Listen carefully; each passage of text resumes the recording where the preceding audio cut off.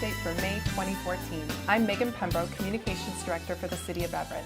Each month we take some time to sit down with Mayor Ray Stephanson and talk about projects and issues that are important to you. Welcome, Mayor. Thank you very much.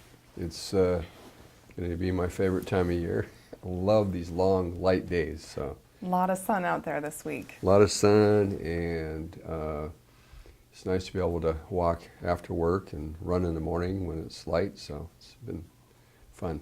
Yeah, it's getting close to summer. Yes. Well, Mayor, we've been talking a lot about the budget lately, and I'm sure our citizens have heard a lot about it and our work to balance our budget for the long term. Right. Can you give us an update on kind of what happened in April and what's coming up this month? Okay, I sure can. As I've reported in the past updates, in December the staff came together, led by Paul Kaftansky, who is our Parks Director, who has a background in finance and economics. And that employee group and input from council members and others identified 470 individual ideas. Some of them were duplicates, some of them were combined with other entities, but basically what came out of that was a series of options. And I think as I've heard people and citizens discuss this, they think these options are recommendations. They're not at this point. They're really options. So we looked at where we might be able to cut expense now and in the future, and we looked at different revenue opportunities. The one thing that really has made Everett unique, Megan, is the fact that many cities around us, Tacoma, Renton, and other cities have gone through a similar process, because the fact is there's been a huge revenue shift, more revenue staying at the state government, less revenue help from the federal government, and we've heard the debate and all the gridlock that's going on, and we get affected in a very direct way. So we've had to look at doing more ourselves. The one thing that's made it more palatable for us is that we do have revenue opportunities. They may be in the form of fees, they may be in the form of taxes, but a lot of cities are at the maximum tax levels, and they have no other choice other than to cut their budget and cut services. And so from that perspective, we're in a good place.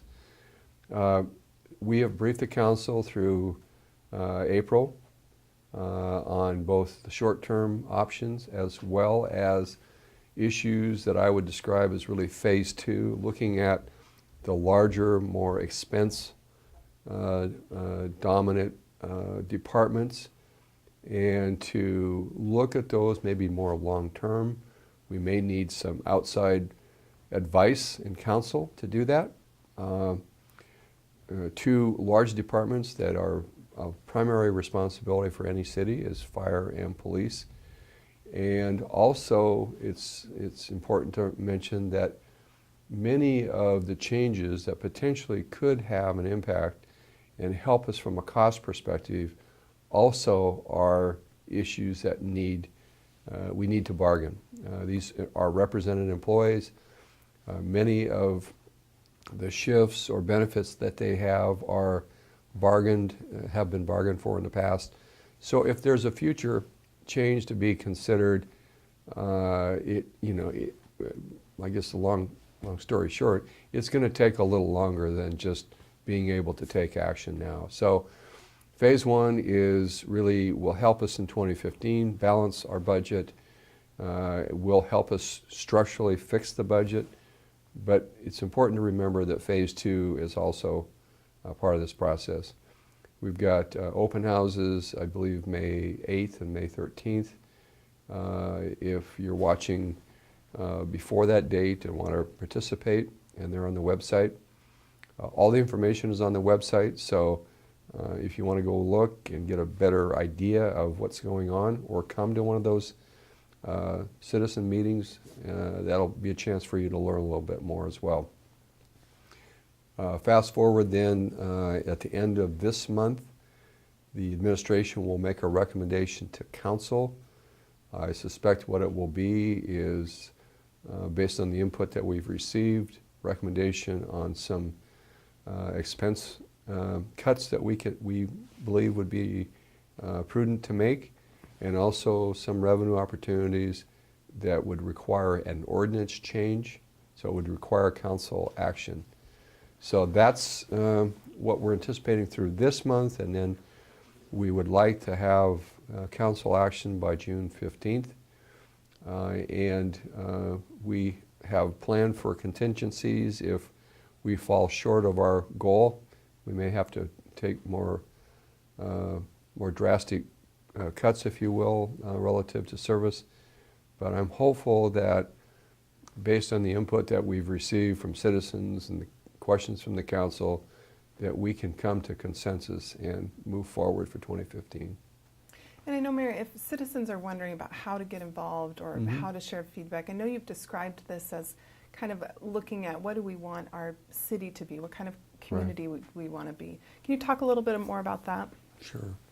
You know, I think the things that we value as a city, our libraries, our parks, our quality of life, this is really, I think, an opportunity for us to, as citizens, indicate what we think is important, what kind of city do we want to continue to be, are there other things that we want to do, are there some things that we do, frankly, that maybe there's not a lot of value and we could consider stop doing or modifying.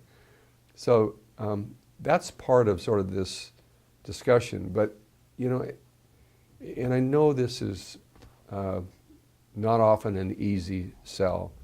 Those services cost money.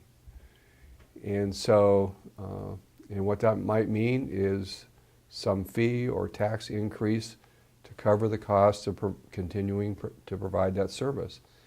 And I think that we've been very good stewards of the public's money for the last decade. We've made one-time cuts. We've deferred over $30 million of maintenance and other investments we should have made in the last 6 years. And we're out of running room. I mean, we need to fundamentally change the way we do business going forward. So that's really what this is about. Again, we want to know what citizens think. They can write a letter to the editor. They can check the website. We've gotten a lot of email traffic. You can call City Hall if you choose. You can show up at a council meeting and voice your concern. Any way you want to do that, we'll take that input and make sure it's part of our deliberation as we go forward. Well, thank you, Mayor, for that update. And yes, we definitely hope to hear from community members and see them at those meetings coming up. Well, we're going to take a quick break, and when we come back, we'll get a preview of our upcoming summer events.